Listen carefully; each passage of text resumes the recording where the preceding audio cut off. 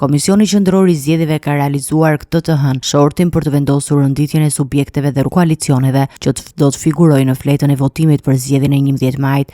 Pas këtij procesi, koalicioni PD-ja, Aleanca për Shqipërinë Madhështore, ka siguruar numrin 1 në fletën e votimit. E dyta do të jetë Lëvizje Bashkë, udhëhequr nga pedagogu Arlind Qori, ndërsa vendi i tretë është i rezervuar Lëvizjes Adheu të Krishnik Osmanit.